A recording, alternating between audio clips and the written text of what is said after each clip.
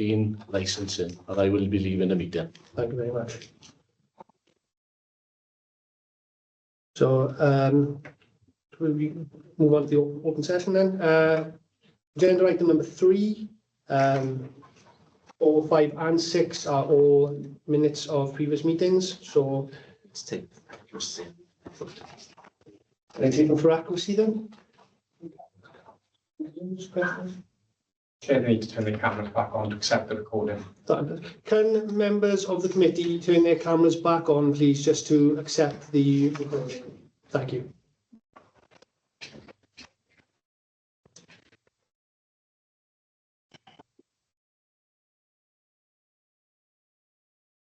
Michelle had problems with this, I think, last time.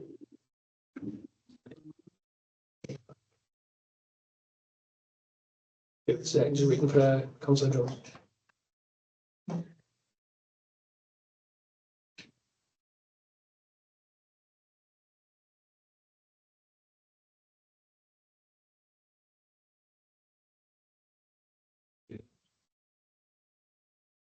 Because she joined via telephone, I think she had difficulty last time with this as well.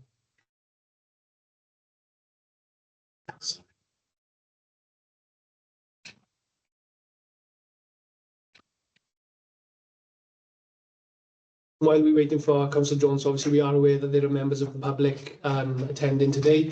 Obviously, because of our location, they aren't eligible to be in the room with us, but they are here in the building, watching via a link on a larger screen downstairs. Councillor Michelle Jones, are you? Hey, Michelle. I think, Oh, right. before the delay. Technology at its best.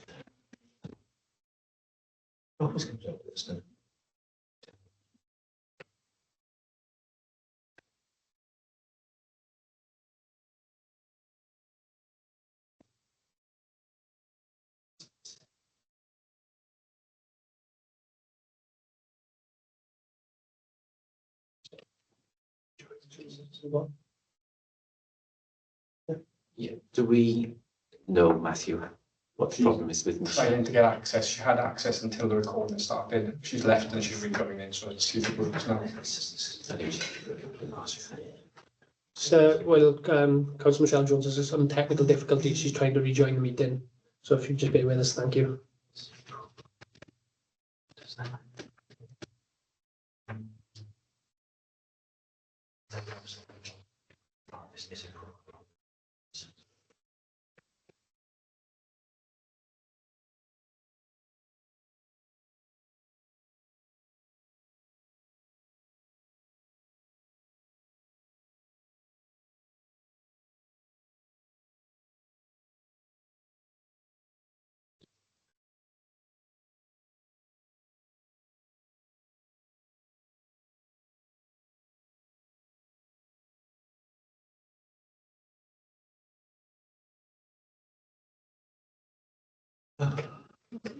Gentleman is in the proposal. The one who wants to maybe Joining online, is my Online. understanding. You probably join after the first one.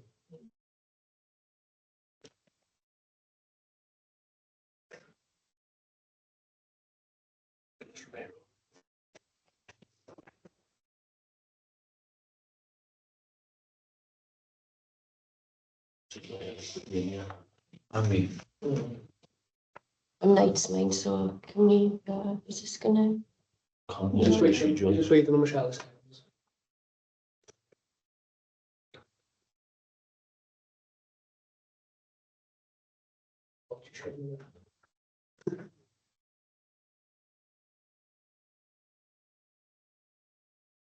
Just wondering whether we give her a couple more minutes, and then if not, I suggest that we just continue with the meeting. It's 5 past now. Yeah.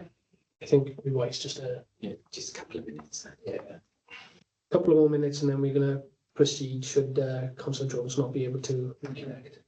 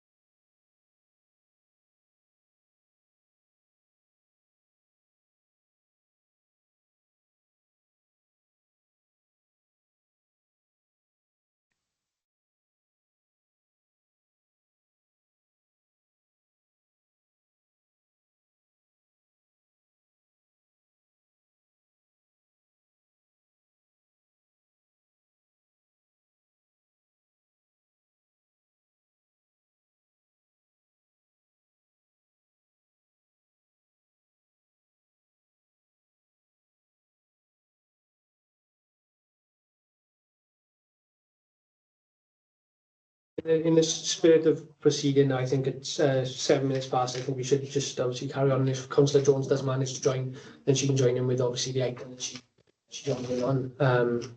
So obviously in the minutes of the previous meeting, we'll take items 3, 4, 5 and 6 together. Could I have someone move the accuracy of the minutes, please? I move, Chair. I'll second, Chair. Just going to take a vote on that then, guys. So that's definitely 6, 7, that's carried. They carried, Chair. fabulous. Thank you. That's carried. Thank you very much. All those with their hands up online, if we could just pop them back down. Brilliant. Thank you very much. We move on to item number 7. This is application P250224. It's Prince Charles Hospital, Gurness Road, Gurness Midfield. And I believe who's taking this one? Yeah. Gareth, I'm taking this one, so thank you, Chair. Thank you, Gareth. Okay. Dave, are we okay on the presentation? Thank you. Yeah, just sharing it now.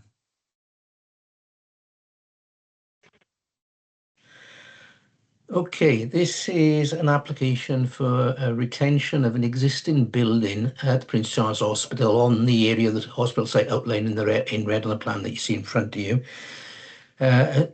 Explanation as to why we're getting the application. It was originally granted consent on a temporary basis for 6 years while works were ongoing at the hospital, and it is now the state that it reached a point where rather the local hospital board want to retain it on site on a permanent basis. The reason it's in front of committee for decision because it's a major application in as much as the floor space of the building exceeds 1,000 square meters.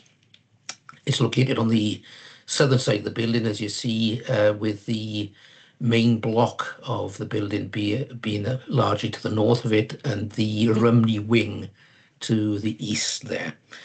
The application as a major application has been subject to the pre-application process, and no objections or concerns have been expressed through that element of the proposal. And as I said, the consent is required now for the permanent retention of this building. It will continue in its current use, which is for training purposes largely.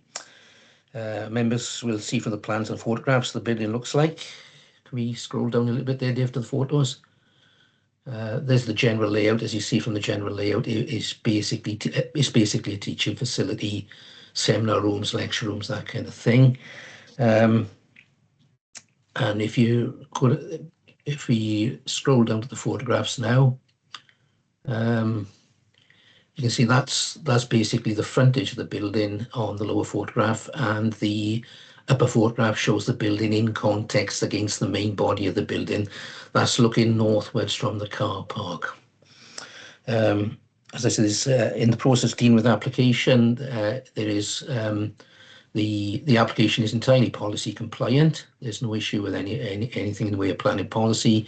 It's acceptable in terms of all of the material planning considerations, including any impact on residential amenity, parking, a highway situation, and indeed on the ecology.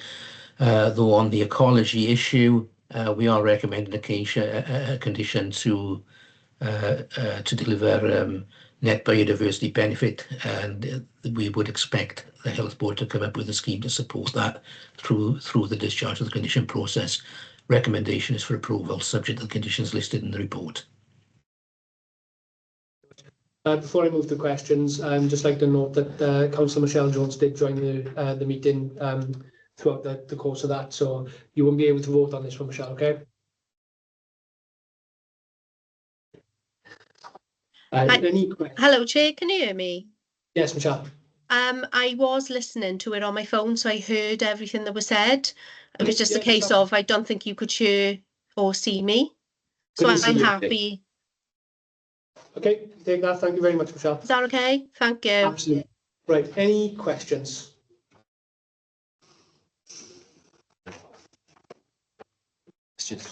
No questions? Any comments?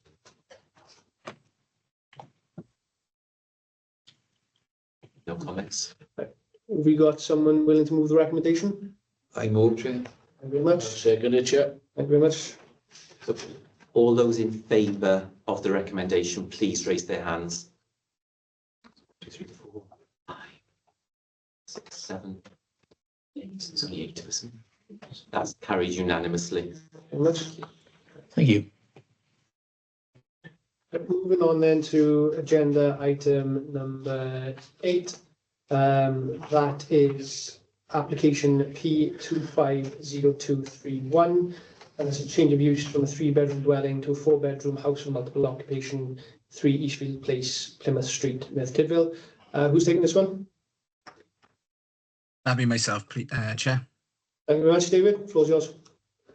Thank you. I'll just put the slide back up. Okay, so this application relates to an existing 3-bedroom mid-terrace property. Permission is sought to change its use from residential to HMO, being a house in multiple occupation. There are no proposed external alterations to the building, and internally a partition wall on the ground floor would be repositioned, and one of the existing living room would be utilised then as a bedroom to provide overall 4 beds. There have been no objection raised as a result of the consultation exercise. However, in response to the publicity exercise, we've received 1 letter of support and 122 letters of objection. A summary of the concerns raised are outlined in the report, which includes concerns for vulnerable people, parking and congestion, inappropriate location for the HMO, antisocial behaviour, the potential strain on local services, and concerns with the potential occupiers of the HMO. Since the report was written, a petition has been submitted with a total of 165 signatures, which indicates an objection to the proposed development, but doesn't go into any specific details. As such, having reviewed that petition, it doesn't raise, in my view, any new issues from that initially outlined in the report. No new issues, that is. Planning consideration section of the report sets out the merits of the proposed development. In essence, the principle of the development is acceptable as the property would continue to be used for residential purposes, albeit of a different nature. Given that there are no external alterations to the building, it's considered that there would be no impact on the character and appearance of the site and surrounding area. Consideration has been given to the potential impact on neighbouring properties in terms of noise and disturbance. It's considered that such potential impacts is not considered that such potential impacts would differ greatly from that of a typical dwelling house. It is acknowledged that residents have concerns with the potential for antisocial behaviour, which is not exclusive to HMOs, and it should be highlighted that the planning process is only concerned with the use of the property.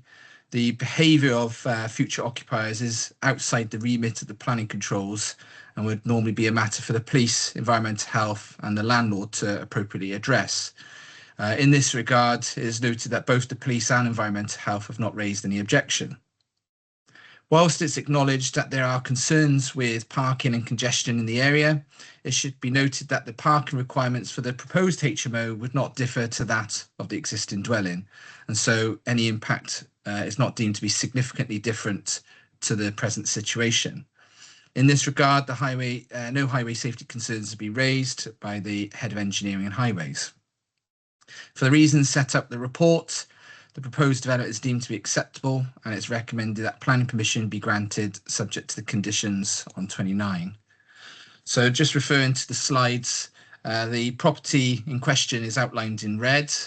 As I say, is a mid-terrace property fronting directly onto the main road. The slides here showing the elevations just to indicate the current situation with the property. That's not changing in terms of there's no new windows or doorways or extensions to the property. In terms of the internal layout, on the left is the ground floor, the first floor on the right. You can see there's currently 3 bedrooms upstairs. There's no alteration to that. On the ground, we've got a lounge, kitchen, dining with the utility and bathroom. And as indicated on the proposed plan, you can see that there's the dotted line here that's indicating the internal wall being moved. So essentially the kitchen living area is slightly larger, and then there's a bedroom to be provided on the ground. This is a photo of the property as it stands. within the street. And again, this is just to give it a bit more context, so you can see the property there on the left. As I say, it's recognised that there are parking issues. You can see that, people often park on both sides of the road, and they do park down the side streets as well.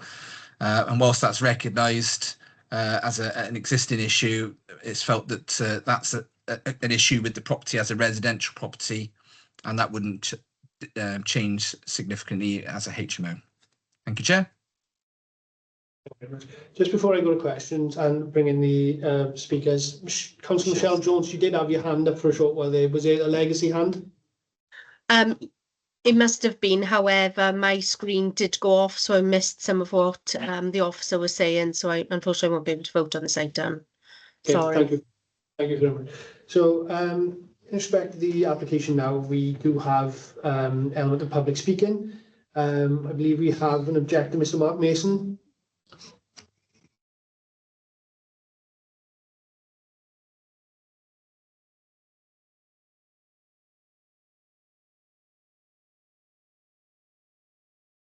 Hi, can you hear me? Yeah, Ms. Mason, thank you very much. Obviously, just in line with the protocol, you will be allowed a maximum of 5 minutes to address the committee. And in the event there's more than just yourself, you can split that between yourselves. When you're near the time, we will give you a 30-second warning, and obviously comments then should be limited to matters raised in the original representation and be relevant to planning issues. You may proceed. Can I just clear one point first? I understand that you may have had photos that you were going to share with the members. Yes. Yeah. If Were so, you sorry, going to sorry, share Chair. those, David?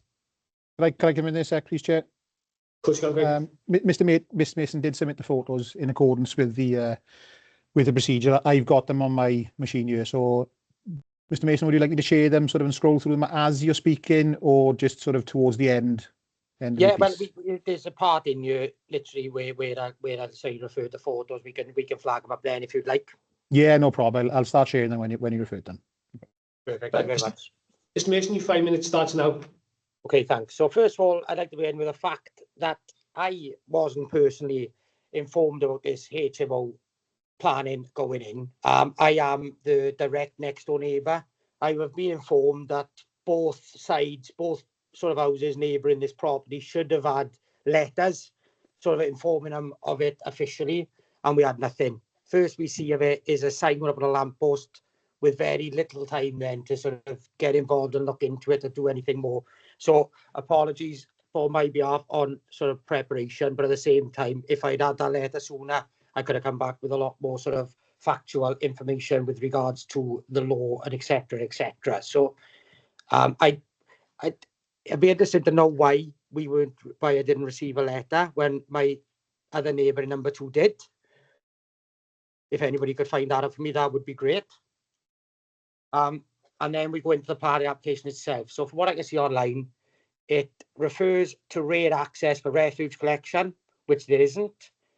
Myself at the end and number 1 at the end have both got side access to our gardens, but it's literally to our gardens with no access to the back of the property. All the sort of rubbish recycling bins are kept at the front of the property. Environmental health have already been informed previously due to rubbish being left in the front garden for months on end, not getting collected by the local council due to the bags being mixed. Food bin is stinking, it's rotten, which we've got photos of, it's all congealed in it, and it's been just left on the front where nobody will sort of deal with it.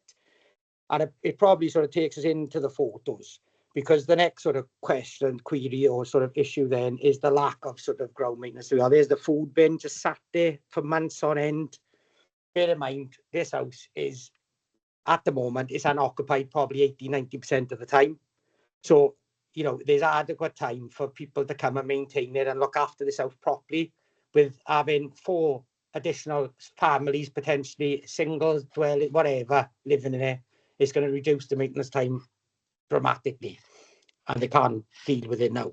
So as you can see, the front of the house is left overgrown, rubbish left in it. It's just a general mess. We deal enough with the residences. The photos going into the parking, so it's probably worth just looking at the parking whilst we're on it. But like, you know, there's comments around parking, that it's adequate, or, you know, that we know there's issues, but there's room. Well, in reality, there is no room. The house has got currently one space for one car. Your typical average family might have 2 cars outside there, not 3 or 4. Previous plan admission in the area have been subject to adding bedrooms, has been subject to having adequate car parking spaces, and I don't see why this is any different. They're adding a bedroom to the property, so they are changing it. It might just be the way the dwelling is set up inside, so it's not going to change it structurally, but the reality is you could have 4 more vehicles parked on this road, with all the children that live around here and all the current residents with vehicles anyway. You've got the car garages, transporters, offloading cars. If you just drive up and down this road 3-4 times a day, the road is already gridlocked with car parking. So car parking is a massive issue for this particular property. Going back to this property, and, you know, as local residents, we've dealt with a lot of problems from this property since day dot. In reality, there's been some real serious unfortunate events occurred in this property with previous rentals. Then it was vacated and turned into an Airbnb. On the back of an Airbnb, that brings a lot of antisocial behaviour, a lot of groups of young men, women, all going generally to Bike Park Wales, but they come for a couple of days and then they go. During that couple of days, we've had parties going on, garden parties, they smoking drugs out the back garden, stopping us using our gardens, you know. And I'm mindful this doesn't affect the HMO in general. I'm just giving you the picture of what we've had to deal with already with this property when it's vacated 80-90% of the time. Put in sort of antisocial or adding, you know, the likelihood of the type of people that might sort of get into HMOs is going to just exacerbate that whole scenario worse for all of us as residents, where we'll be living next to them permanently. Pardon? Got 30 seconds left. Thank you. So yeah, and that's the crux of our sort of concerns, really, you know, and I think a lot of them mentioned originally anyway. And I suppose what I'd like to pose to the question is, you know, you've got to bear in mind the impact this HMO will have on our local families and elderly family homes. You know, we work hard to pay for our homes. Now our values will drop, and the likelihood of ever selling them again next to an HMO is unlikely. So in reality, I'd like you just to plead with us and, you know, bear in mind that we are local residents, local Merthyr people. You know, would you want to live next to HMO? And ask yourself that before you vote for this. Thank you, and that's time. Brilliant. Thank you very much. Right, now over to members of the committee to ask questions, but this should only be for clarity. Any questions for Mr. Mason? No questions, Chair. No questions. Thank you very much, Mr. Mason. I believe that we have the applicant online as well. Yep, that's correct. Yeah, the applicant is here now. Yeah. Fabulous. And that's Mr. Barr, correct?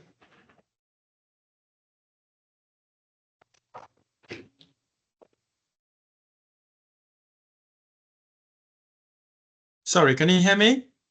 Yeah, you hear me, Mr. Barr. Same rules apply for yourself. You've got 5 minutes in order to address the committee. And obviously, if there is more than one of yourselves who wish to speak, then you divide that 5 minutes. We will give you a 30-second warning towards the end of your 5 minutes. You may proceed.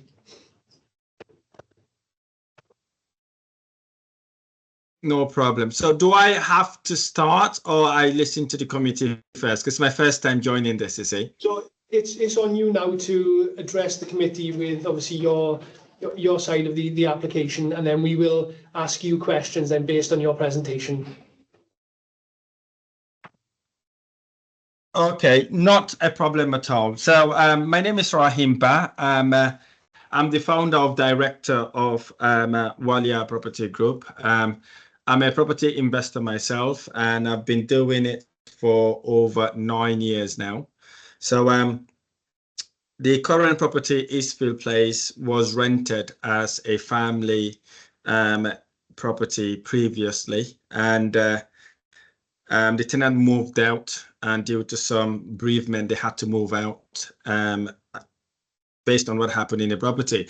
So what we then realized also, there was a demand for shared accommodation. We had professionals contacting our office, asking that if there's a way they could rent that property on a room by room basis for their staff. Some were asking for their contractors that are working at the local business center not far from the property itself. But we never get to do it because obviously we didn't have a permission to do so.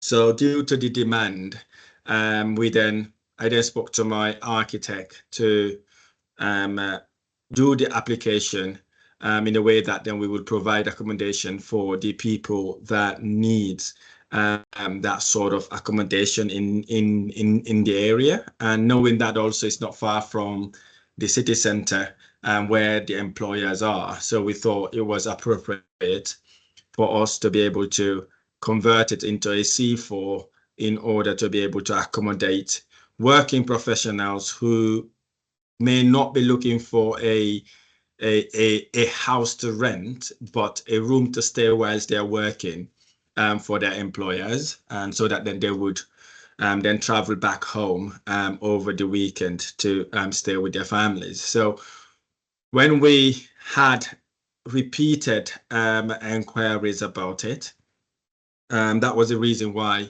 we submitted the application to change the use to a C4 use, and it is very close to the train station.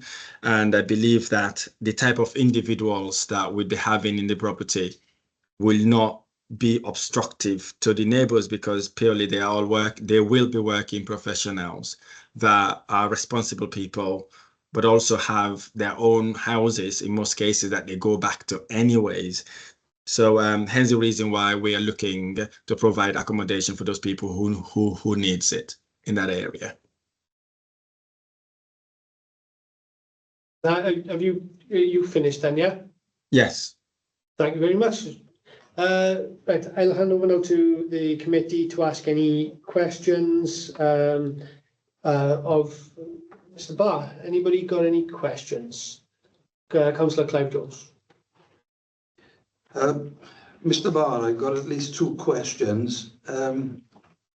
First of all, do you have any other private properties that you manage, either in the County Borough of Merthyr Tydfil or elsewhere? Great question. That was a very good question. Yes, I do. And I also have multiple of HMO properties. We manage properties in Merthyr Tydfil, this property here. We have Aberdare, we have Mountain Ash, Newport, predominantly in Cardiff, Swansea, Port Talbot. So we are managing people properties mainly in South Wales. Yes, we do have not just family let properties, but also HMO properties in Wales. So I didn't actually count them, but somewhere in the region of 10 to a dozen then in various authorities. Pardon? Sorry, could you repeat that, please? I didn't actually count them when you named the, but some of the region of up to a dozen properties, is that correct? Some of the regions. So do you own at least up to a dozen HMOs? Nearly, yes. And we also have some that we manage for landlords as well, because we do have a management company, Barr Properties, that manages the rental properties. Right. It leads me on to my other question. Obviously, if you're the owner and issues occur with what I regard as tenants in the property, do you have a system within your management? If matters arise with regard to the tenants, have you got a facility to send a member of staff? Absolutely. So particularly on if something happens on a Friday night or the weekend, you've got someone that will call there to try and resolve any issues that arise. Is that correct? Yes, we do. And what we tend to do, each and every area where we have our HMO properties, we do have our maintenance. We have local maintenance team that looks after the properties. They also act as our eyes and ears as well, just to check to make sure that the properties are well looked after. We also have rubbish collectors that also visits the properties, because as you know, sometimes they may forget to take the rubbish out for collection. They take the they take the rubbish, put it on the pavement for collection, or if collection has already been done, they then come randomly also to pick the rubbish, and we do pay them for that. So yes, we do have local maintenance team to look after the property locally. Thanks. I wasn't particularly asking about the maintenance, because that's what should be happening. But I was particularly referring to issues that may arise as a result of antisocial behaviour. So do you have a call-out system that somebody kicks off at 11 to 12 o'clock on a Friday and Saturday? Do you have somebody that can call out to deal with it? Yes, we do. And that's with every property you've got? Well, with every area where we have properties, because we would have multiple properties, yes, we do have individuals that will go in for any emergencies. But also, we also have, we usually also have the police number. We also have fire brigade numbers, just in case something like that is going on in the property. So they don't actually just ring the emergency individuals. For example, suppose there is a fire, they ring the fire brigade rather than ringing our own sort of people. But for any antisocial behaviors, we do have someone in place to try to go and sort the problem out. What we also do, whilst they're on their way, we also notify the police just in case there's a violence. So the police also are advised about it. Based on the situation, police might come or not. But touch base, over the past 5-6 years, we never had an issue like that. Can I ask you another one? Because you just mentioned that you've got staff available who go to your properties, and collect the rubbish. We've just seen photographs of this property with rubbish in the garden and the front pathway and refuse bins which have not been put out. What happened there? Because you're the owner of the property. So we did have a message from the council regarding exactly that issue, right? As soon as we heard that, we ring the guy that is responsible for the rubbish in that area. He went there. He could not find anything in the front of the property. But however, what we've advised him to do is to clear whatever maybe weed that has grown in front of the property and get it all cleaned up. And he also went to the back garden, did exactly the same. That was done within 24 hours from when the council contacted us about it. So as far as you're concerned, if there's a property that's got a problem with refuse kept in the gardens, you send people there immediately to clear it? Yes, and the council would also justify it. Did that happen with 3 Eastfield Terrace? Pardon? Did that happen with 3 Eastfield Terrace? We've been shown bins that have been in the front garden for some time, apparently. Yes, it may have happened. Hence the reason, as I said, we sent the rubbish collector there. That property had been vacant recently for over 3 or 4 months. So I don't understand how there was rubbish there because it was vacant. But obviously, when the council reported it, we sent our rubbish collector to go and check. He did tell us there was nothing in the front garden apart from the wheelie bins. But as I said, the property has been vacant for over 3 months. So we just went and checked. Maybe weed has grown in front of the property, or maybe there's some rubbish that the previous tenants has left in the property. And he did actually cleared all that out, and that happened within 24 hours. Thank you, Chair. Just to put it there, Mr. Mason, you aren't allowed to address the applicant at this time, so I'd appreciate if you put your hand back down. Are there any other questions? No?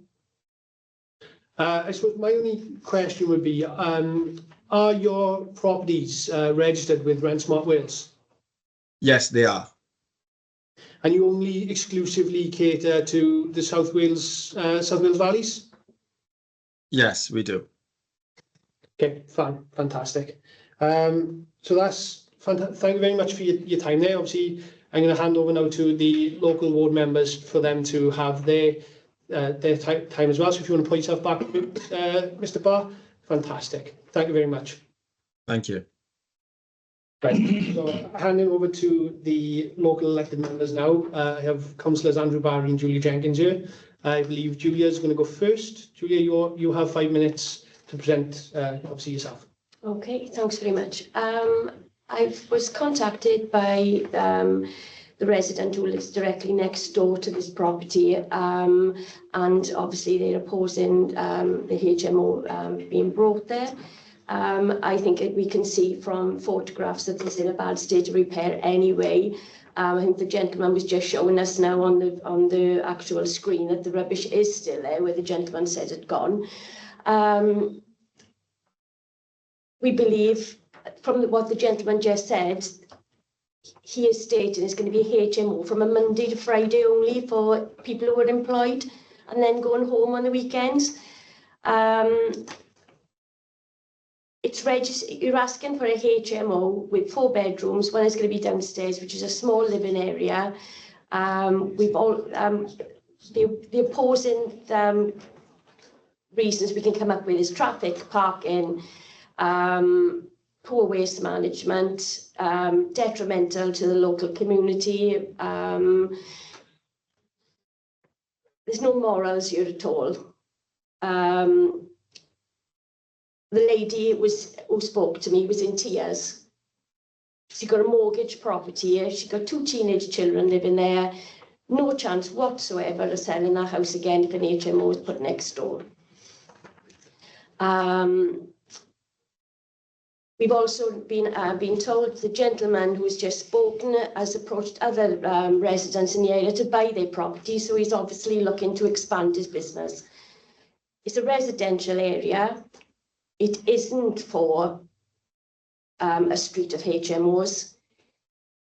Where's our moral obligation? Where you said there is no objections through planning why this shouldn't go ahead.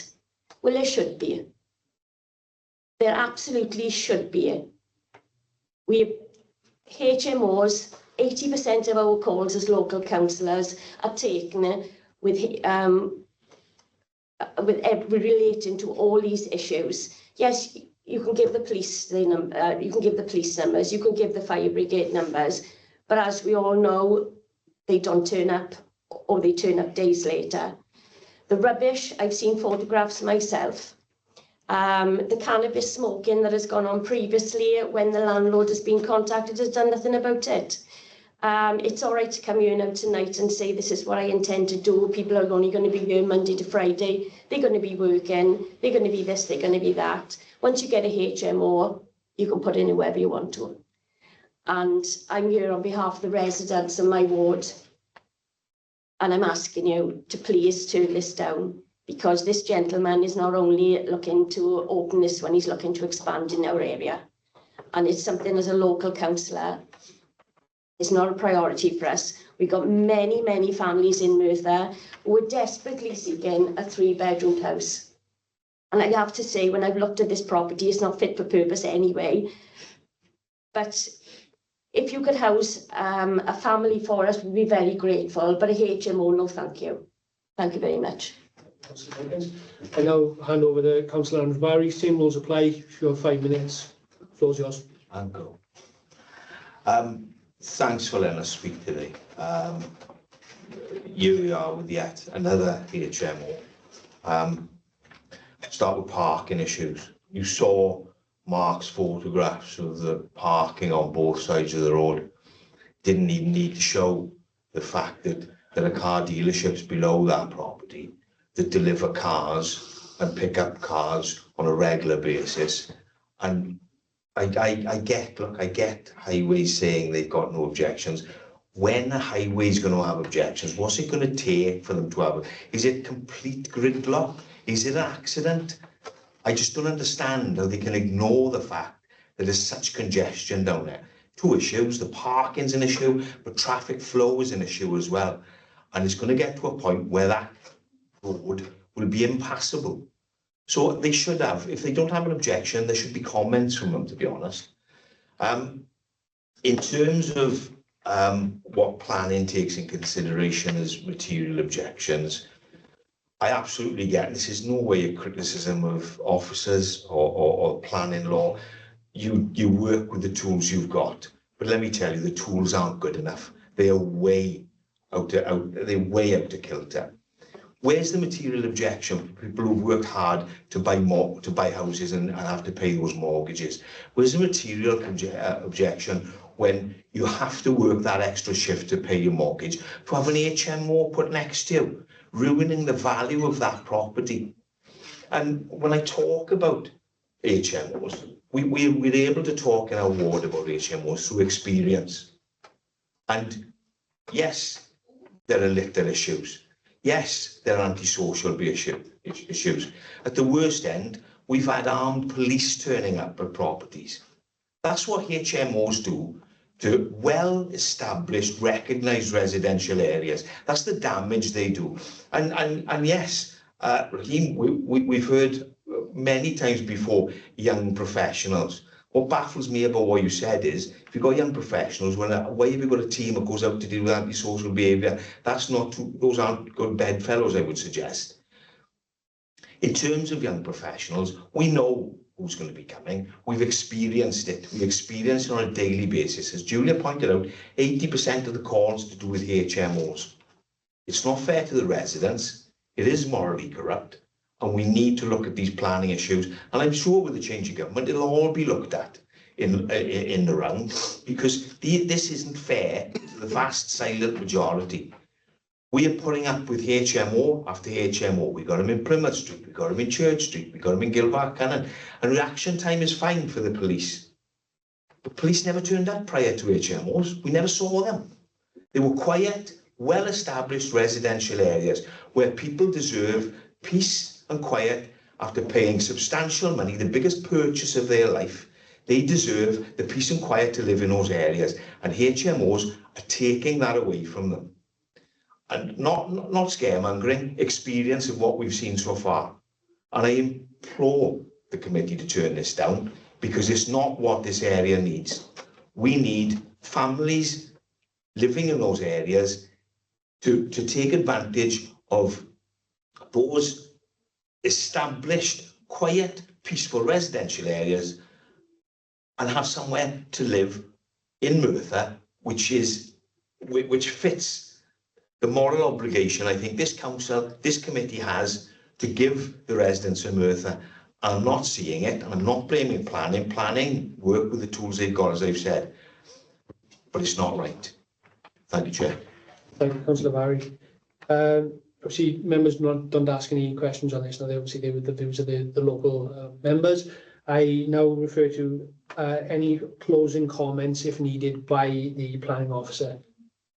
Yeah, if I could just come in there a sec, Chair, just to sort of, before we go into sort of regular questions and comments now from members, just to reiterate, whilst appreciating comments that have been made there in terms of some of the tools maybe not being fit for purpose, we have to make planning decisions in accordance with the planning framework that's in place at the time we're making that decision, which is why the recommendation we've come to today has been arrived at. And I think it's worth just reminding committee of, I think it's that piece from the inspector's decision that we had recently on a recent HMO decision, that planning is considering the use, not the user.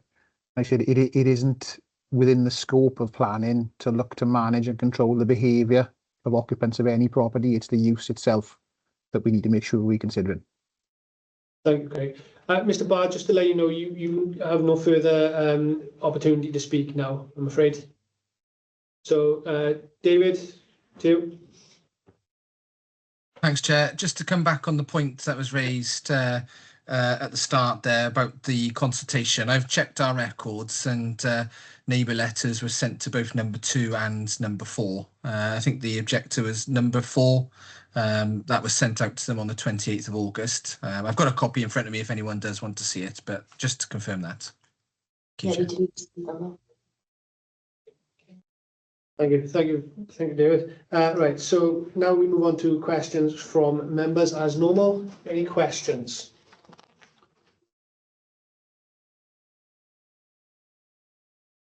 Questions? No? Any Yes, sorry. question? There was a photograph taken, I presume it must be the planning officer, from the bottom end, just before you come into the built-up area. On the one side, there was no traffic, which I'm absolutely astounded at, because I, with many others, travel up and down there on a regular basis.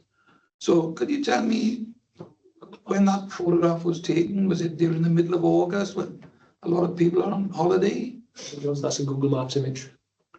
COVID. Is it? This one's taken from Google Maps, yeah. But just because the only photos we had of the property were more or less close up, so I thought that would give a good impression of the parking issue. I don't think anyone's denying that there's a parking issue there. You know, we all travel up there regularly, so it's well known. But when we're making decisions about or considering the impacts of highway the highway impacts, we've got to look at how the property is now. The property is a 3-bed property. It could have 1 or 2 cars.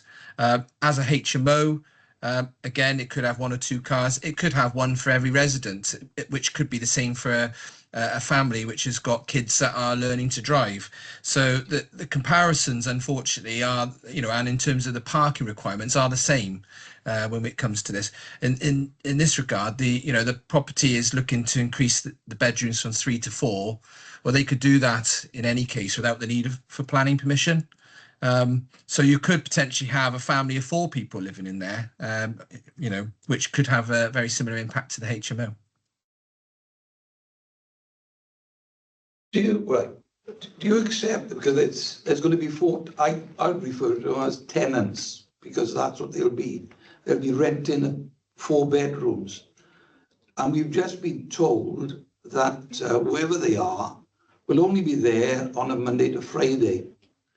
So it sounds to me as if there's going to be a constant high turnover of individuals renting a bedroom there. Was that the way it was explained to you in the pre-application? We've just assessed it on the basis that up to 4 people could be living at that property. I don't know if it would really change the situation if it were there Monday to Friday and just not there on the weekend. Obviously, you can rent a property and in some cases people might be there for a short term and some might be there for much longer term. We as from a planning point of view, we don't have very much control over that. Chair, it was mentioned earlier that you referred to the fact that there was an access from the rear. Was that correct or incorrect?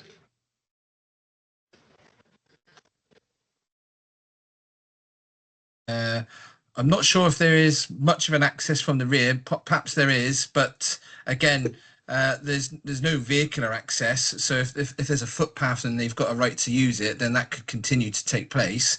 Looking at the aerial photograph, it doesn't look like it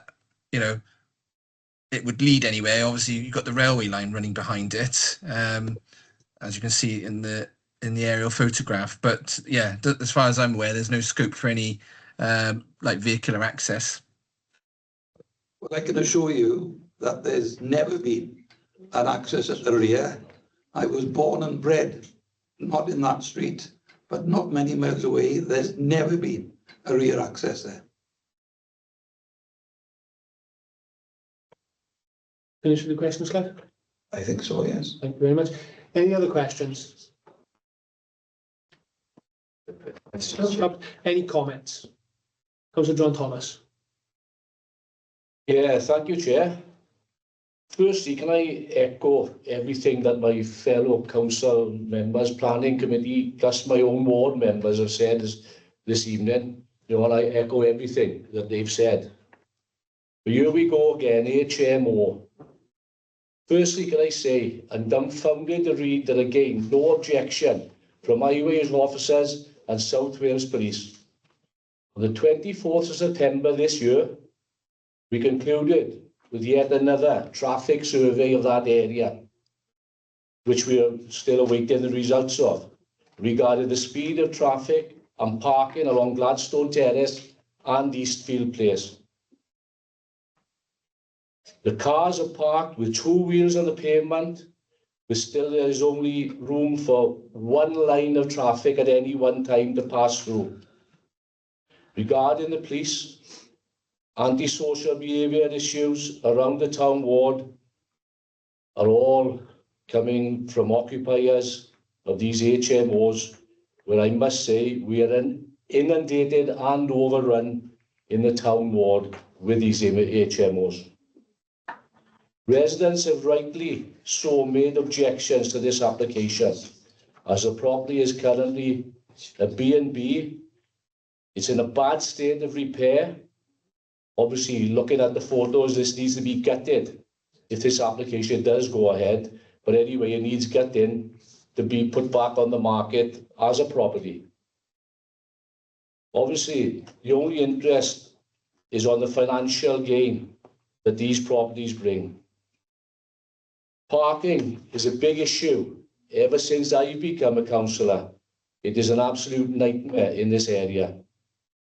In concluding, Chair, I must state that I will not be supporting the officer's recommendations on this application this evening, and therefore voting against the approvals of the said HMO.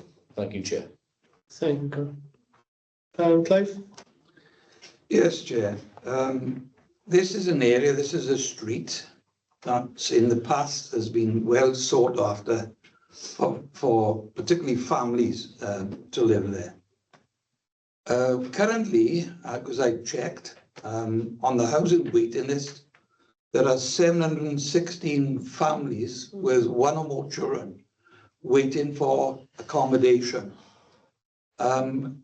These HMOs, frankly, are taking out properties that could well be used by individuals, whether as tenants or owner-occupiers. This is the third house in, it's not even on the end of a property. So goodness knows the individuals who are going to live, who would currently live either side of them, what I believe they may well have to put up with. It doesn't fill me with full confidence with what Mr. Barrs indicated this afternoon, from what I've heard, as to how the property currently has been looked after. So I've got no confidence that whoever's put in there on a day-to-day basis is going to improve the situation. Parking there, and I have to agree with Councillor John Thomas and his colleagues from the town ward, has been a major issue there, not for days or months, but for years, and it is getting worse all the time. So these four tenants are going to be there on a constant day-to-day basis. Goodness knows where they are going to park their car, because I can tell you most of the time there's no room on the highway. These properties throughout the county borough is becoming a blot on the landscape, frankly. And, you know, the fact that this property isn't, if a planning approval is given, is going to change the face of that street and that community down there. And frankly, I cannot vote for this planning application as proposed by the planners. Yeah, Councillor Jones, you've still got your hand up online. Obviously, just to advise that you did declare that you missed a part of it, so unfortunately I can't invite you in. I pass over to Councillor Anna Williams-Price.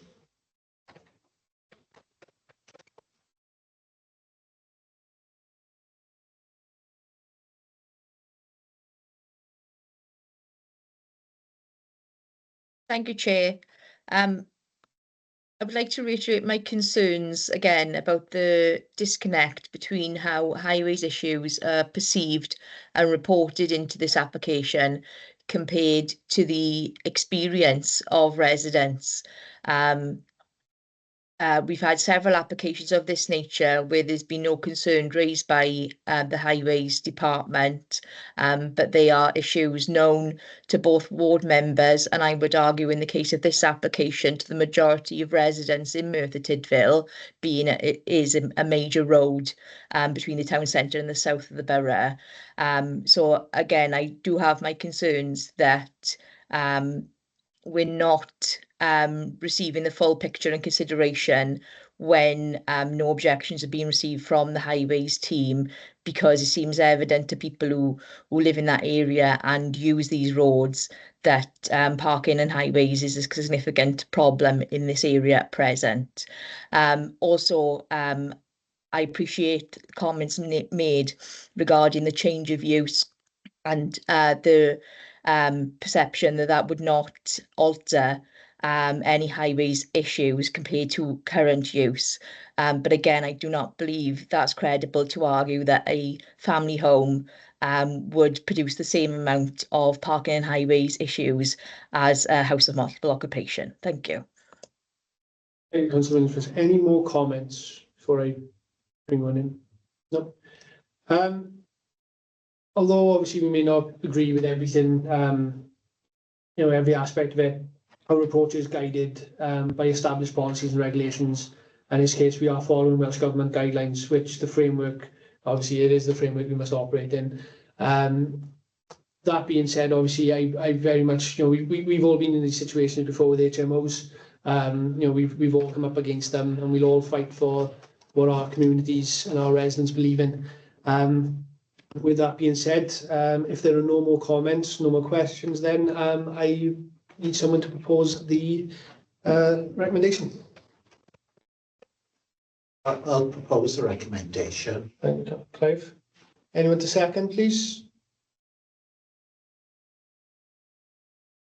Okay. It's only the second to move progress, guys. Obviously, your decision will be made in the voting process. So if I could have someone to second, then we can just proceed. Chair, I'm happy to second to make progress. Thank you. Thank you very much, Councillor Williams-Price. So could all those in favour of the recommendation please raise their hands? Okay, thank you very much. Could all those against officer's recommendation please raise their hand? Councillor Jones can't vote on this. So officer's recommendation is not carried, so therefore the planning permission is not approved. What I need you to do now is to give me your reason or reasons for refusal.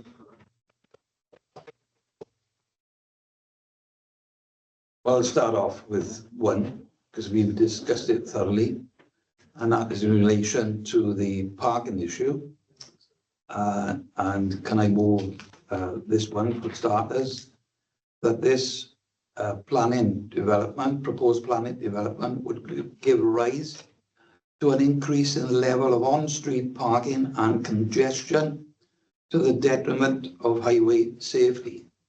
Therefore, the development is contrary to policy SW11 of the Merthyr Tydfil County Borough Council, replacement local development plan.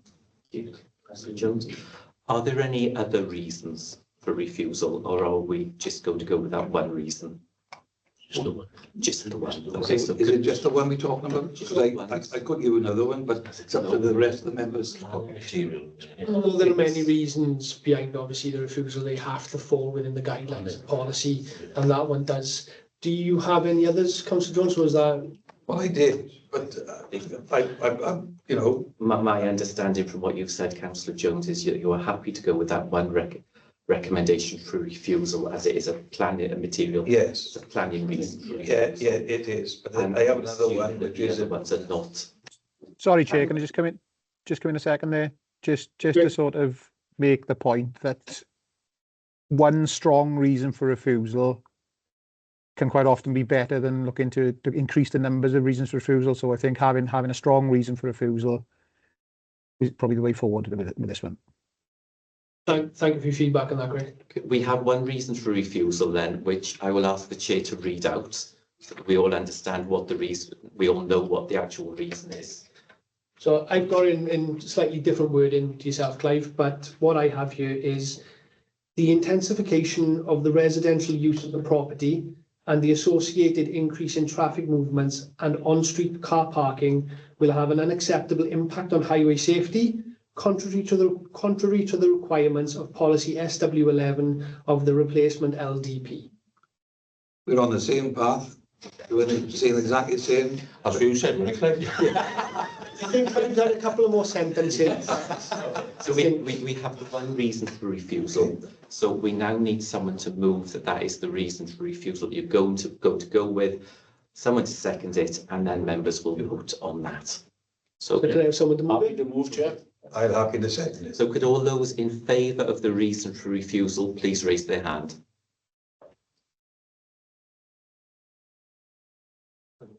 Six, seven, and thank you. And those against reason for refusal, thank you. So the reason for refusal is carried. So it's refused for that one reason. Thank you very much. You're free to leave if you guys. Those who were involved in the previous item, you are welcome to leave. Thank you very much. Thanks, guys. Thanks, Chair. Can you, is it possible for you to send me a copy of the wording that you've got for, just so we've got an accurate record of that? I'll sort that out, David. It's got here for you, Dave, so we can send it over. Yeah. Brilliant. Thanks very much. Thank you very much. Thank you, guys. Thanks, Chris. Nothing on board in that. Leave it on, but Oh, just so they could, yeah. it's on Yeah, like yeah. the content. Yeah, no worries. Can you see everybody? We've got agenda item 9, which is just an information report. Agenda item 10, which is the delegated reports that we've had. So now we move on to the closed session where I would need someone to move section 1. I move section 100, Chair. Fantastic. Just, we all need to vote on that. Yeah. So all in favour of section 100?